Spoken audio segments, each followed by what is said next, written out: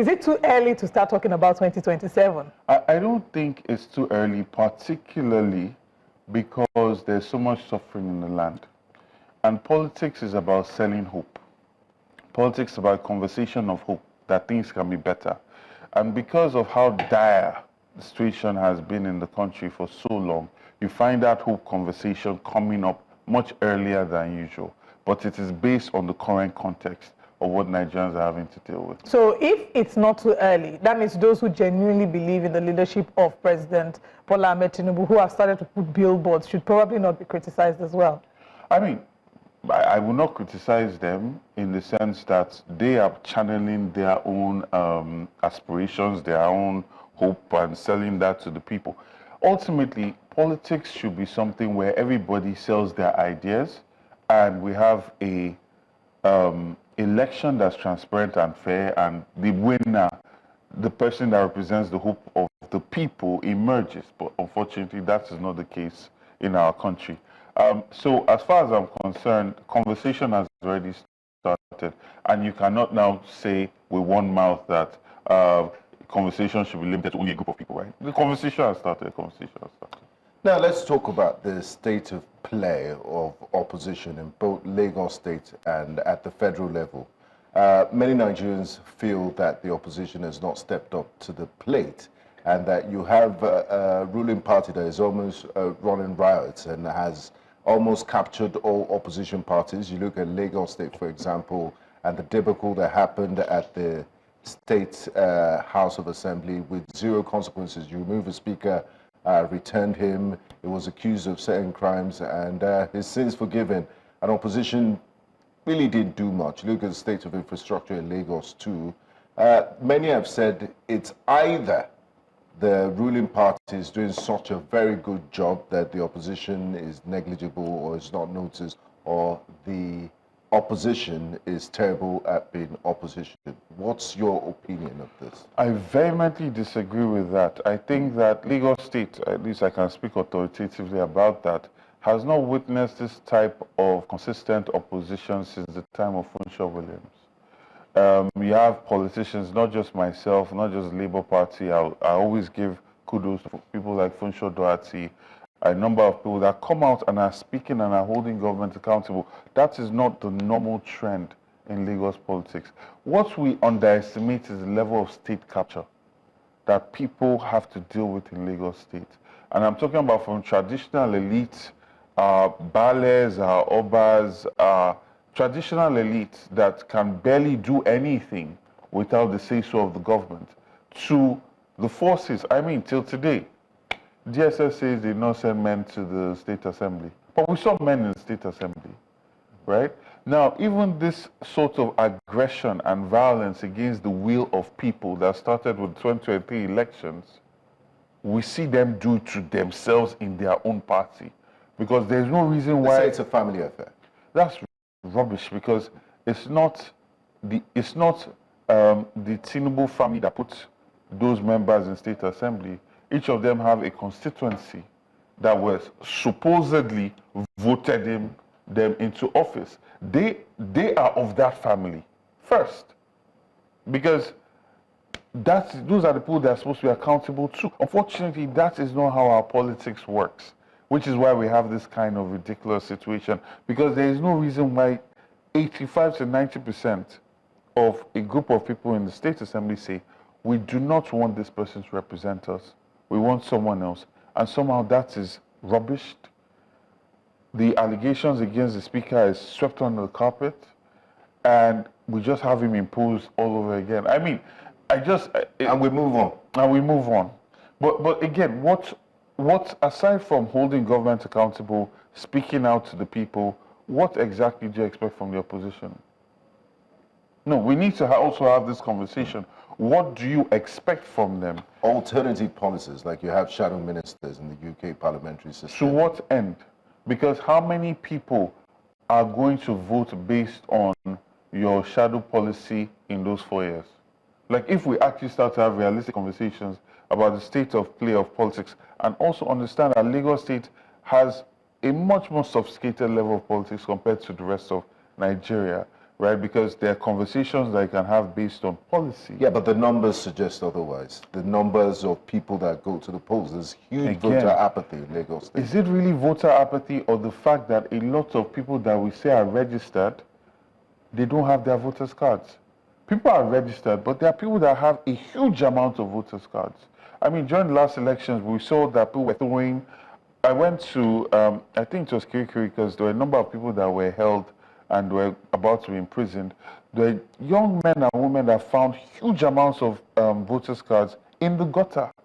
And they picked it out and were looking, because they knew some of the people who wanted to distribute it, they were arrested, right? And this was happening all over Lagos. So there's a huge amount of people registered. But what we now need to see, INEC, if possible, or some NGO needs to now say, okay, you are registered, your name is on there, how many of you have your voter's card? And that will give a more reflective index of who actually is registered to vote in Lagos State. Anyway, just recently, New Central had its very first, chairman's dialogue, where all the chairmen from political party, 18 of them, unfortunately, one didn't show up, which happens to be the APC. But every other political party showed up, everyone was there. One of the major conversations there had to do with LASIK. Okay. Not being independent, but going ahead to increase the LD, the state, local government, and so on and so forth. But most importantly, they also highlighted the fact that whenever an opposition wants to, rival the ruling party, they get bullied, they get, threatened, they get beaten as fast as possible, and so on. What's your take on LASIK? What's your take on Lagos politics, and how certain are you that the road to 2027 will not be even much difficult than it was in 2023? Okay. So my first foray into politics was to run for local government chairman in Ikeja. I ran for local government in Ikeja. And I remember when I went to go and check our names for them to have been printed as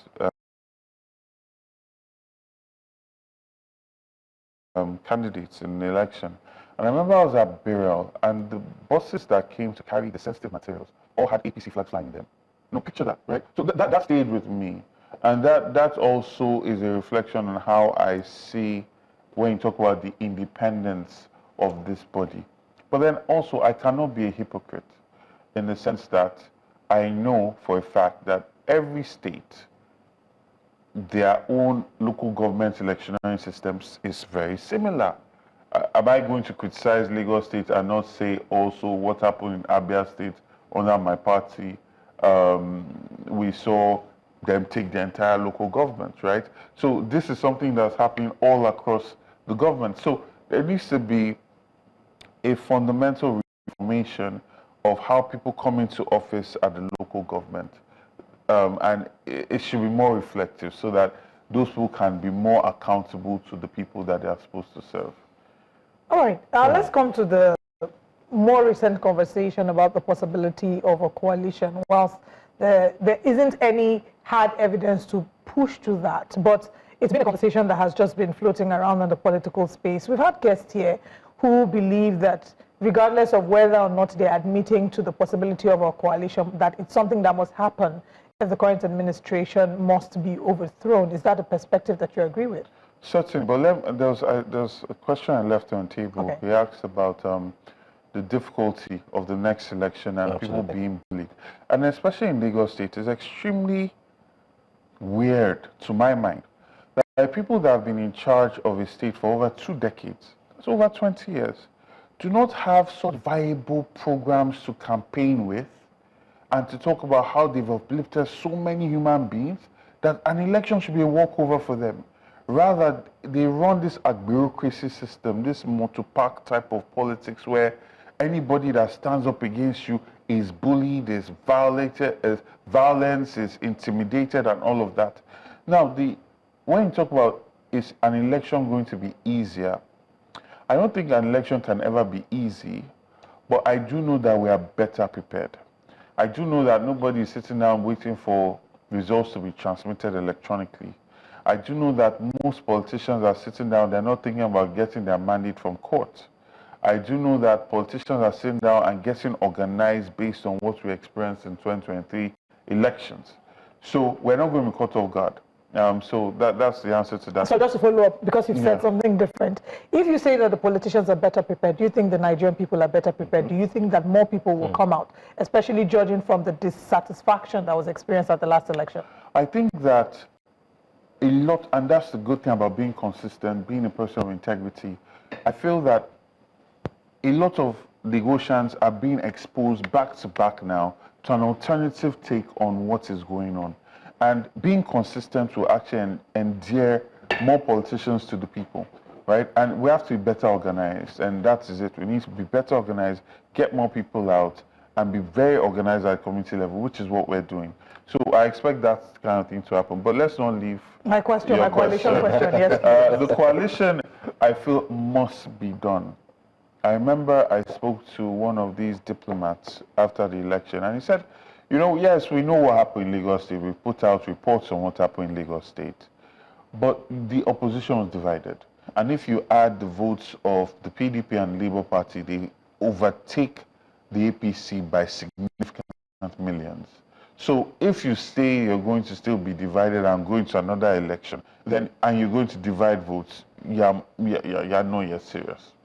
So we need a coalition, and it just brings forces together to even stop rigging, to be able to mobilize enough forces to be able to deal with everything that comes along the electioneering journey.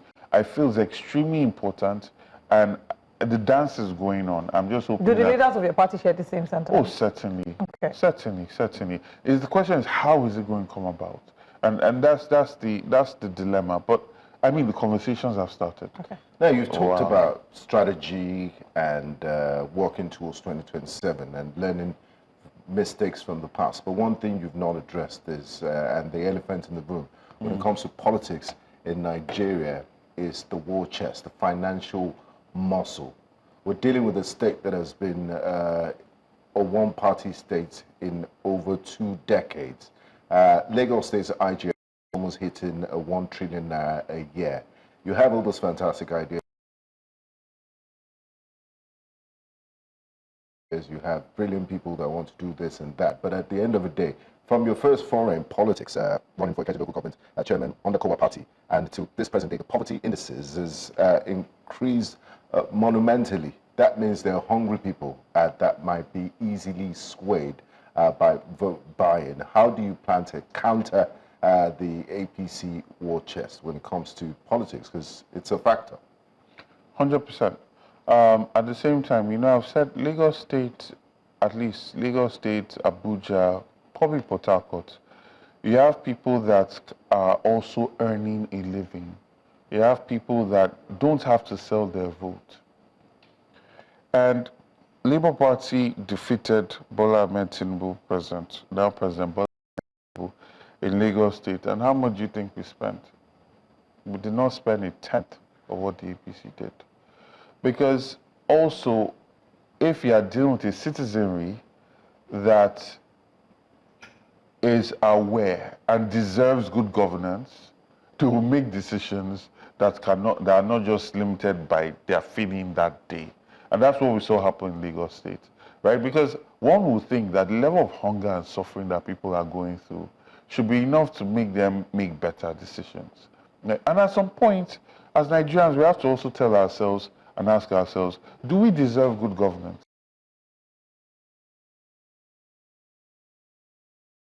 Because there's always so much put on the politician. Look at everything we've talked about. You have to defend the votes. You have to get the people to come out. You have to better strategize. Now we're talking about the war chest. First of all, if you think you're going to beat the APC by having more money than them, you've already lost the election. And typically, the reason why mainly hungry people come out to vote is because politicians don't speak to those that come out to vote that don't need your 1,000 naira. There's no high-level policy conversation. There's no consistency. There's no intelligent strategy. It's just the same Gbadebo type of politics that they've used to. And that was a different situation with 2020 elections. So it had more people come out, and we're coming out based on hope. They're coming out based on policy. We're coming out based on integrity, based on capacity, based on empathy. And that is what must continue. Any politician that believes that they're going to outspend a ruling party, especially a party that's had its hand in the coffers of Lagos State for over 2 decades, has already lost. All right. I have a question, but there has to be a foundational question before I ask that. So the foundational question will be, do you intend to run for Lagos State governor again? Well, every time I go, everybody has this question. Yes, yes, yes, Great. yes. I mean, yes. I just But get to God's that grace. question. You could have changed your mind. Exactly, Since anything your last can happen. Oh, I'm not that kind of person. You faced a number of challenges in your last attempt to become governor of Lagos State, and one of them was the tribalistic sentiments that were expressed by a number of Nigerians. I mean, they called you Chinedu, not necessarily because they were trying to compliment you. For them, it was some sort of insult, which I don't understand. But we are unfortunately divided strongly along ethnic lines, whether we like to admit it or not, and those divisions still exist. How do you hope to surmount them? It's a very good question. You see, for me, I think to how many weddings one has attended, or no one has attended, one is aware of, where you see Yoruba people constantly marrying Igbo people. You think about the history of, has there been any major war between these people before independence? And you start to find, these people do business together. Look at all the top businesses, you see that there are people of multiple tribes in there running it, and they are very successful. So you start to find that these things are pushed by politicians, mainly so that we are distracted. You see, when the Igbo man, the Yoruba man, the Fulani man are just bickering at themselves, they cannot focus on who is really the owner of that bucket. It's like when they say a crab, you're in a crab bucket and they're trying to come up and the crab is pulling you down. And the question is not so much this crab pulling you down. The question is, why are you in a bucket in the first place? Who is the owner of that bucket? Who is benefiting from you being in that bucket? And it's the political elite. And they sow these things. You see, before elections, there will be all these accounts that will come up with tribal names, and they'll be saying the most ridiculous thing to stoke this division. But when you are divided, you cannot come together to demand better governance. So you find that you bicker amongst yourselves about issues that don't change your life in any way, shape, or form. It doesn't affect the school fees you pay. It doesn't affect how much you pay for light. It doesn't affect the price of food that you're getting. All of you are suffering the same suffering. And you almost take the elections as if it was a premiership game where once it's done, you can switch off and go back to your real life. But that is your real life. And I'm hoping, and actually, if there's anything I'm worried about, because I see this ethnic division be spiked significantly from the 2020 elections. It has not come down. And it's almost as though, are we foolish people? Because at some point we should see past all of this. We should be able to know that we are just being engineered to be bickering amongst ourselves, so we cannot face the government and actually demand good governance. And that's what happened with the NSAS, where everybody, regardless of tribe, religion, who came together to say, you know what, we want a better quality of life. And you see the power of that. And that's why you see the government still has PTSD from that. Once people come together, they can have their way. Government is supposed to be, politicians are supposed to be afraid of the people. But that's not the case here. Why? Because they constantly stoke these divisive things.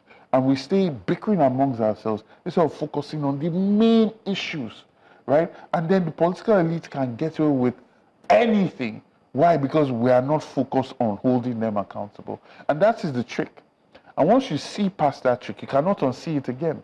You know, it's about us coming together as a people, because everything that really matters affects all of us all together. No matter whether it's your son or your tribesman that is president, as long as Nigeria is doing badly, it's affecting all of us. I mean, nobody's going to buy rice or fuel cheaper because they're from a certain tribe. Yeah, absolutely. Or But, reduce petrol because the president, you are from the same tribe.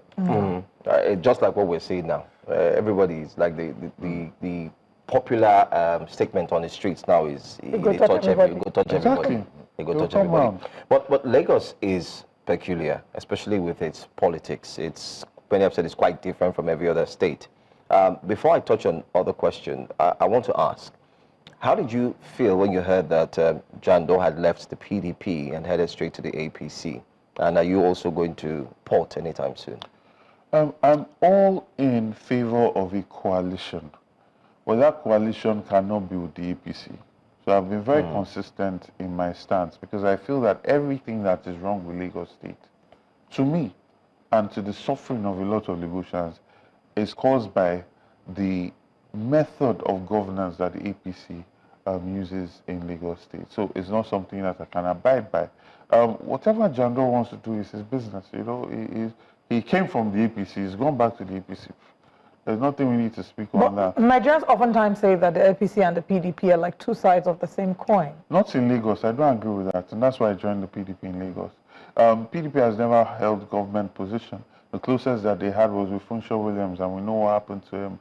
So, for me, building a coalition base that can actually challenge and remove this government so that the people can truly benefit from governance without any godfather that's pulling any strings, insisting that there must be this monies that are accrued to them or that money is accrued to them, to have the purse of Lagos actually work for Lagosians. And if one has to get into any coalition that limits that potential, then it's not worth my time. Now let's talk about the electoral umpire, INEC. There's currently a bill in the National Assembly, I believe, in the House of Reps to streamline our elections and make have one day for all the elections. And their feel is that if that had happened in 2023, you would have been governor of Lagos today if the governorship elections held on the same day as the presidential elections. What is your take on that bill, and do you think INEC has the capacity to manage this? If that bill becomes a law, would they be able to conduct all those multiple elections in a single day? If the governorship elections held on the day it was supposed to hold, I would have won that election fair and square. But there's even a bigger issue. Whether I held on the day it was supposed to hold, or if it was held the same day as presidential election, it was that a group of people came together to plan violence against the people that they intend to govern. Right? And the reason why we could get to what we did in Lagos State during the presidential election is because they underestimated us. They did not see us coming. Now, if you have it on the same day, you don't have it on the same day, as long as people depend on violence and intimidation to hurt people, it will affect the outcome of the election. Now, about capacity, so I say all that to say that's why politicians are planning better. Based on what we've experienced in 2023, nobody is going for that kind of thing anymore. A lot of us believe that there will be electronic transmission of votes, so a lot of the snags that come with the electionary system will be avoided, but that's not the case. And so we've learned that lesson. But to your question, you see, this delayed electioneering process is very, very, there are some very negative things that come with it. So, for instance, the postponing of elections. Mm-hmm. Now, you find a political party, because it happened when I was in PDP, it also happened when I was, as I'm in Labour Party. The scarce resources the opposition party have, they give it out the night before the election to mobilize for food, for logistics and everything. Then, around 1 a.m., 2 a.m., you hear that the election has been postponed. Now, that money is not coming back. So, I also feel that it's a deliberate strategy that they use to weaken the opposition party. And that will be avoided if everything is done on the same day. I also feel that for Nigerians as a whole, they will achieve economies of scale and run a much more efficient and cheaper electioneering process, because you're just adding 2 more ballots to the whole thing. And why not? I mean, the bus, the plane that is moving all these things can easily carry another pack of 2 voter cards. You also reduce your cost in terms of logistics for your police, for your security team, you know. So I do not think INEC does not have, I don't think INEC does not have the capacity. The question is, the people in INEC, do they want to run credible elections? Are they able to run credible elections? We saw what happened in Ghana. We saw what happened in South Africa, right? These are countries that have decided that they want to run a credible election. And unfortunately, these people, they might feel they are winning on this short term, but the damage they are doing to this country, like the literal damage, you know, there are a lot of things that are not blatant to see. When your people start to lose complete hope in your institutions and your structures, you are creating, that keg of gunpowder you're sitting on, you're literally lighting a match under it. Because once people don't have hope, they have to take things into their own hands. If people don't have hope in judiciary, they take things into their own hands. And we are creating a big problem for ourselves, right? So I'm hoping that the people will realize this and then step up, as the politicians are also going to step up. And it's a collective struggle to be able to have leadership that is reflective of the desires and needs of the people. All right. We're going to a very quick break. When we come back from the break, we'll be exploring more conversations this morning. Please stay with us.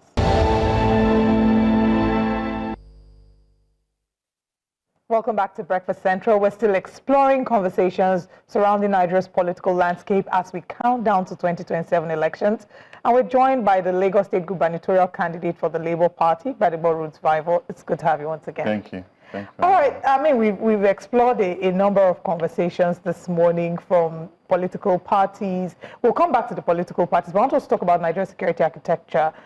It unfortunately feels like whenever we have elections, there's a war. Days before, you're seeing the military appearing on the streets, almost like there's some sort of subtle, not so subtle show of force to let people know that if you do anyhow, you see anyhow. Do you think that our security architecture as is prepared for the 2027 elections, especially because at some polling units, you will see police officers there, they're not armed, and when, situations erupt into a violent case, they'll tell you, the police is not meant to be armed during the election. So do we maybe need to revisit the way that we apply our security architecture during the elections? That's a very good question. I mean, even thinking about politics 2027 is too far. Look at all the killings that are happening across the country. Is our security architecture able to handle and keep the lives of people safe and property? I mean, even there were incursions by herdsmen into Ondo recently. The president was quiet. I don't know, has not said anything. And this is very similar to 2019 when there were killings in Ondo State and Oyo State. He was quiet, right? They have not said anything. If there's a little mishap in France now, you see there'll be a statement out from the presidency. And these are things that they affect me. I mean, he gave a statement regarding the Plateau killings, and he was still criticized. He said, a statement is not good enough. Why are you in France? You will be criticized. And there's a good question. We elected you as president. You are the #1 citizen controlling the destiny of over 200 million people. Why are you in France? Why are you in France? They said it's working from there. Working visits. There are many people that can work from their country, right? Imagine if you did working visits in each state. Imagine tourism potential and the boost to the economy of each state. Why not? Why not create, if it's really hospital you are going to, create the infrastructure, buy the machines, fly the doctors in. Why not? Why do we have to deal with this level of mediocrity as Nigerians? If a president, the #1 man, has to constantly go out, what hope is there for the ordinary Nigerian in our healthcare system? Whatever excuse that they want to give. But that's even besides the point. Let's go back to your question. Again, one, it's not even about the police having weapons. There are no consequences to people that disrupt elections. There's no proper consequences. We see the young man that came to disrupt the NSAS election on machetes and everything. He's free, he's all walking. Everybody knows who he is. He has not been taken to police custody.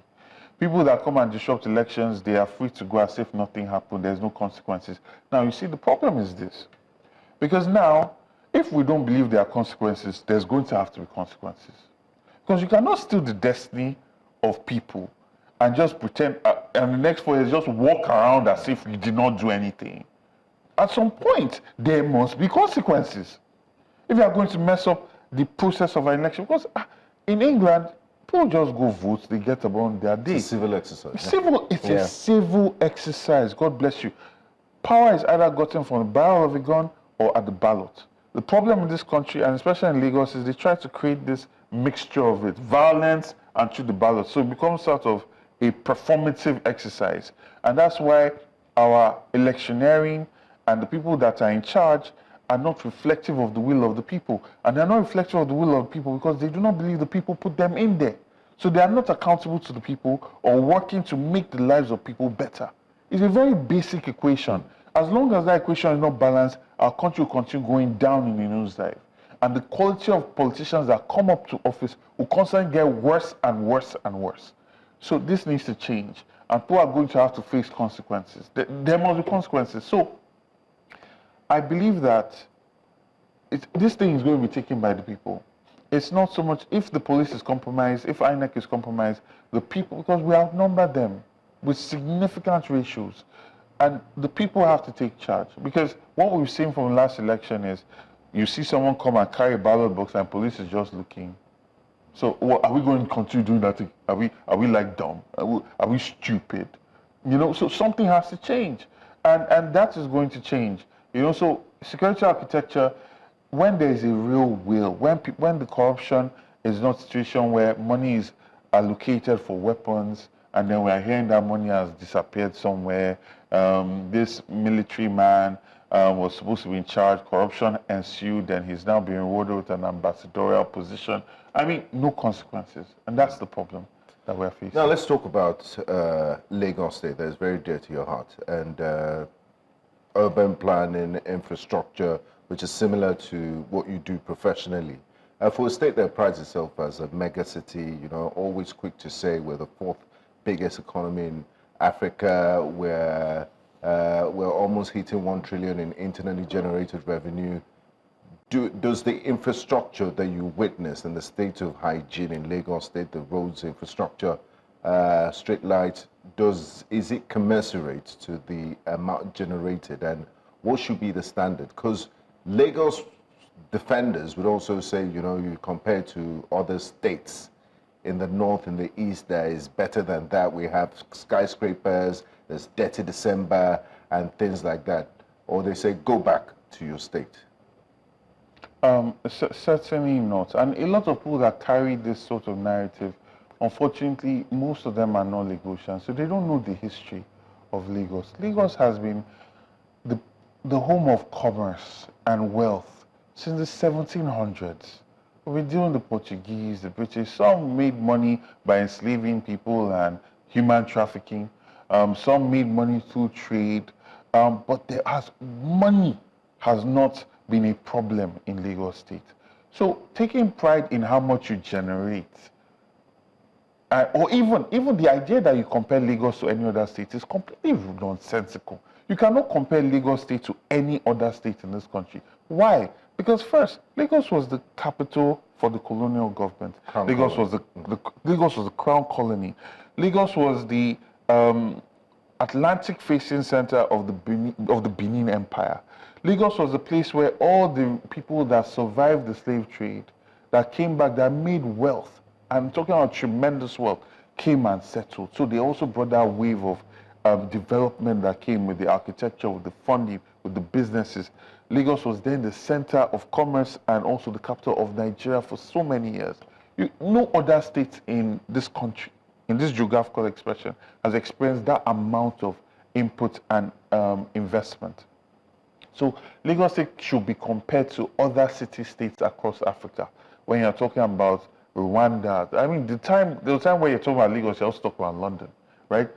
We should know, there's no other state we can be comparing Lagos to, as far as I am concerned, with the history that's been passed down to me. That's one. Two, level of infrastructure. I mean, just look at street lights. Why should there be any part of Lagos that's in darkness? And it's not just aesthetic. Think about how just having lights reduces criminality in a place, reduces the amount of unscrupulous elements that can be in an area. Accidents as well. Accidents as well, and just contributes to much better quality of life, a nighttime economy, which is really what would then increase the IGR even further. And these are things that should not be difficult to achieve, considering the tremendous amount of money that they say in Lagos State generates. But then also look at the debt that Lagos is in. And then you ask yourself, you're getting this IGR, you're borrowing all this money, what is it being used for? A lot of development that's happening in Lagos is privately held. Up till now, in a mega city, all our gutters, majority of our gutters are still uncovered. Water in it is stagnant. Then they blame the citizens that they dump waste in the garbage. Then you go and ask, how many times in a month is their waste collected? And you hear things like twice a month. So citizens are not pigs that are going to be living with their waste. There must be a better system, a holistic system that manages, that's waste management, drainage management, you know, and environmental management. You know, everything must come together. And for a city like Lagos that has this kind of rich history, is very, very underwhelming. If you, I mean, talking about performing underwhelming, just like we asked other political party members, what do you think of the governor's second term? Do you think it's effective? Do you think it's far better than the first? And many have said that the state is currently like it's running on autopilot, where the pilot, of course, doesn't reside in Lagos, but it seems like their commands are coming from somewhere, and the governor has no power. So I'm going to ask first, what do you think about the governor's second term? The second question would be, what do you also make of the coincidence within the same APC? Recently, the chaotic traffic situation in Lagos that had people stuck, like, you know, us here, for 12 to 15 hours just to get home. I know you dropped a comment or two there on X concerning that situation. And then there was a difference between the Minister of Works who and the governor. Governor said something, and the Minister of Works came and said something else. What do you make of all of this? That's a very pregnant question, like you're carrying triplets. Let me try to dissect it. The second term. The second term situation, you see, as long as the person in charge of a state does not have the free rein to form policy based on the aspirations and the hope of the people that he met or she met on the campaign trail, the governance will not be reflective of the needs of the people, right? As long as the governor is going to be, you know, there's a puppet master behind the governor, you cannot really blame the governor. I mean, that's the system they are running, right? So if we're going to blame anybody, we're going to blame the system. Because, I mean, Governor Sanwo-Olu came in after a Governor Ambode. And as far as I'm concerned, Governor Ambode actually showed vision to a large extent to the parameters that he was in, right? He seemed to push that box that he was in. And you see the way and he was... And it cost him a second term. He was removed just like somebody... He was just easily removed. And then they brought in this new governor. And obviously he's going to go with the orders. He's going to go with the instructions. But the issue is that people did not vote for the person giving him that instruction. Who voted for him? Who is giving him the instructions? The person that's currently president, the person that made Obasa come back, the person that said Obasa has to return, right? Wait, you think President Tinubu now is the one that has been running Lagos for the last 2 decades? I mean, this is not, I think it's even an insult to the intelligence of Lagosians and Nigerians to even call it an open secret, right? It is what it is, right? And these people are accountable to him. And unfortunately, that is a very big problem. It's a very big problem because until the needs of the people come first, over and beyond anybody else, we are not going to experience good quality governance. We will get token projects. We'll get that bridge that is going over in Yaba. We'll get 16 kilometers of blue rail in 16 years. We'll have conversations about the 4th mainland bridge. We will go through the regular performative things that gives the impression that work is going on. But you are not going to feel that impact. See, Chief, I keep talking about him, Chief Lateef Jakonde. What he achieved in 4.5 years is impact. Impact because you have put the people first. It's not performative. It's not token projects.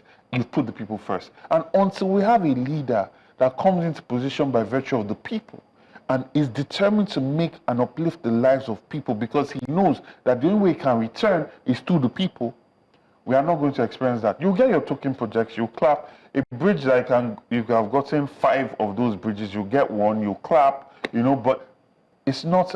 Development is not moving at the pace that Lagos State needs to move because it's not just about what Lagos State needs today. It's about putting in development that Lagos will be able to benefit from in 10, 15 years because our population is increasing significantly. And rule of thumb is that Lagos State will house 10% of the population in Nigeria. Now, that is not even taking into account all this violence that's happening across the Middle Belt, the North. Where there's violence like that, more migration comes down. It's not just people that are looking for jobs or because, oh, there's money in Lagos. It's because people are running for their lives and looking for a place that's safe.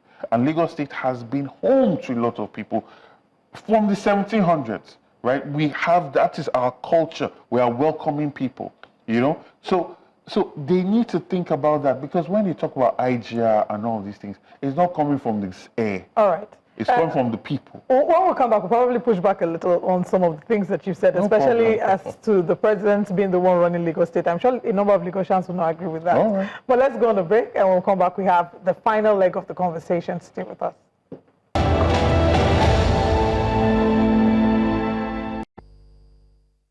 Welcome back to the final leg of our conversation about the road to 2027, and we're still joined by Gbadebo Rhodes-Vivour. Before we went on the break, you were talking about how the current administration were rating Lagos State Governor's performance and talking about how he receives, orders from the top, from President Bola Ahmed Tinubu, and made reference, of course, to President Bola Ahmed Tinubu being the one that reinstated Obasa. And part of the pushback I wanted to highlight to that would be that Obasa can say that it's a court judgment that has solidified his stance, one. Two, the Governorship Advisory Council are the ones that we know that advised the situation, and many people kicked against Governorship Advisory Council, saying that's not a part of a system we recognize. That may be an APC structure, but it's not a governorship structure, and as such, they cannot make standing decisions that would affect the Lagos State House of Assembly. So I wanted to quickly push back on that and have you respond to that, whilst you also respond to his statement on the miscommunication between the federal and the state. Okay, fantastic. Thank you for reminding me about that. If he recently got a judgment, right? I think that was last week. Yes. Why didn't you just wait for that judgment? Why was there this level of violence against the will of the people in the State Assembly? Why did we have armed men come into the State Assembly? The guns that they said they found, what's going on with that? All the monies that were taking, I think it was 17 or 7 billion to build a gate. 17 billion. Why is EFCC not investigating that? Whether it's a performative investigation or not, at least let's see some attempts to even just, fool us. Let's see that you even respect us enough to even just look into it. We don't see anything like that. There are reports, I'm in politics, so I hear a number of things. Obviously, I cannot come and substantiate it. I'm not a member of their party.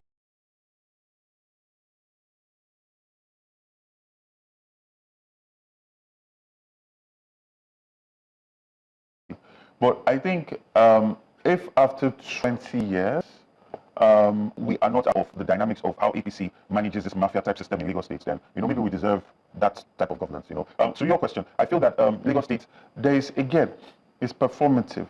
So the impetus, the things that push development is not about positioning the needs of the people first or their well-being, right? So it's almost as though Lagosians are punished for work being done, right? So a road is being done, you should be grateful that the road is being done, and you also have to persevere. There is no scenario planning, there is no thinking on how we can minimize the effect on the quality of lives of Lagosians. That should be the number one thing. I mean, if you don't have business on the island, don't come. I'm prepared to stay to avoid this place for 2 months. I give an example of a bridge. I think it was a 30-ton bridge, if I'm correct, in China that was done in 43 hours. Because the main priority was to limit the inconvenience that the people face. You look all over the world, you see them program planning for projects that are done at night to reduce the inconvenience that people face. And that's why I have to give credit to Mr. Omahi, the Minister of Engineer David Umahi, the Minister of Works. You see, he came in, he understood that, we can do this thing differently. Because if you prioritize the minimizing the inconvenience that people face, it will determine the contractor you use for that job. It will determine how you do it. It will determine when you do it. There are times in Lagos State where traffic is significantly low, and it would be minimized. Any disruption will be minimized on the effect of the people. And you can time it that way. But you see in this situation that there was no such thing. It was whatever is going to happen, Lagosians deal with it. We have to do this job. Especially since they said this contract has been given for almost 3 years. So they've had time to figure out the best time to do this with the minimal level of disruption that happened. So it was just poor planning, poor scenario planning, and really just a reflection of how citizens are seen in Lagos. It's just, vibes. Yeah, I'll do you a favor. You have to enjoy it. My final thoughts on this conversation for me is you belong to a new generation of politicians. You're cut from a different cloth. Do you really believe that genuine change can come from the system? Because you said, hello, the problem is the system. Because as long as the system is there, we might have a dysfunctional output. So do you really believe that genuine change can come from this system? Well, first of all, I do, and that's why I'm not joining the APC, right? Because they are perpetrators of the system that I criticize. Second of all, I believe that, it's about consistency.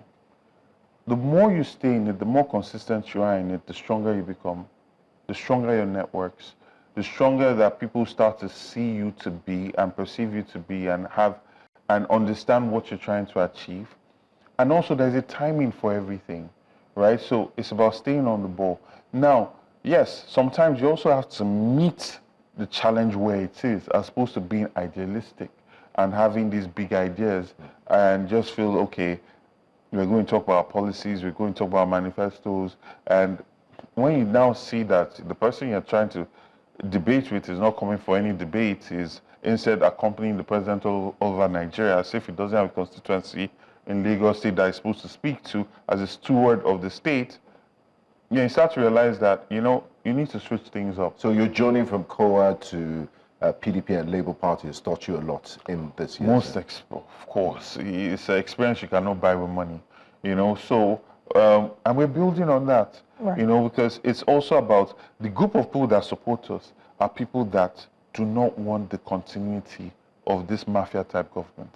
So as long as you're consistent with them, you build that base, you're going to succeed. It's inevitable. My final question, and forgive me, might be a two double-barrel question. And it's pregnant one. It's in response to the coalition, the likelihood of a coalition. You've lent your voice to it, saying that you support it, and you think that it's imperative that this happens. One person who's spoken strongly against it is the Minister of the FCT, Nyesom Wike. So I want your thoughts on his criticism of the coalition. And also, for those who would say that if you support a coalition, parties are meant to be built on ideologies. And if these parties, come together to say their core vision is to topple the government of the day or to overthrow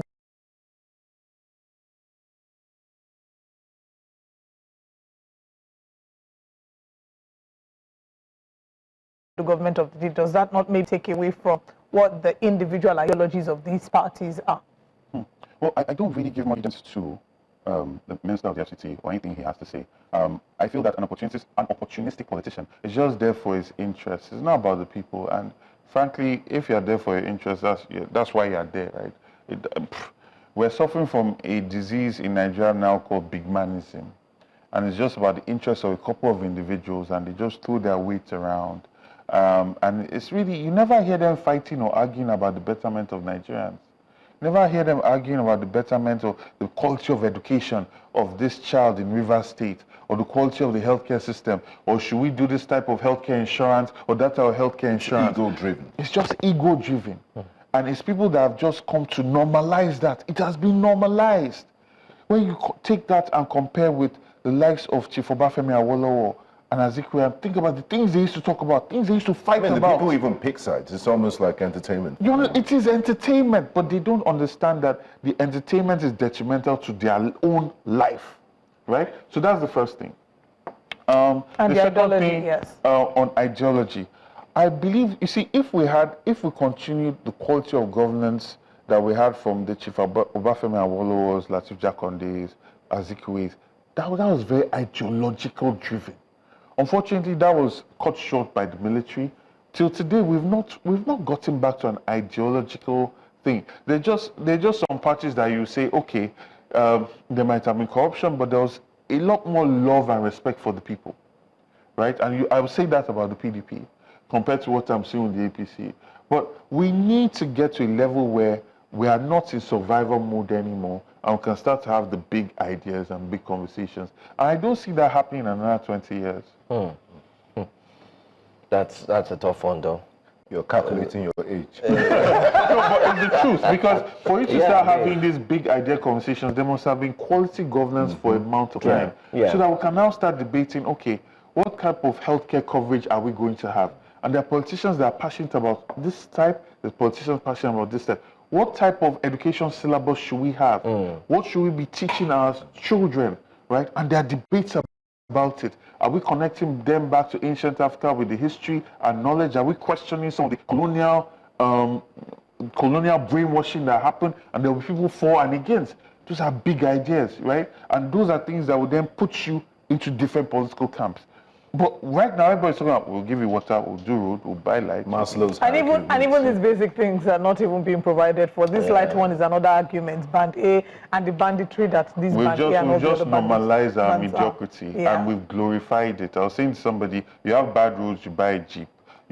Bad schools, you send your child abroad. The president cannot get good health care, he flies abroad. Now you cannot supply all electricity, so there's now the elite band A. And even the solar panel, there's a potential of them people not being able to afford it. Glamorizing mediocrity, that's what we've 2027 is just really, it's less than 2 years away. You know, the elections are just around the corner and the moves are being made. Thank you, Gbadebo Rhodes-Vivour, for joining us. Thank you for having me. I wish you all the best, as we count down towards preparations for 2027.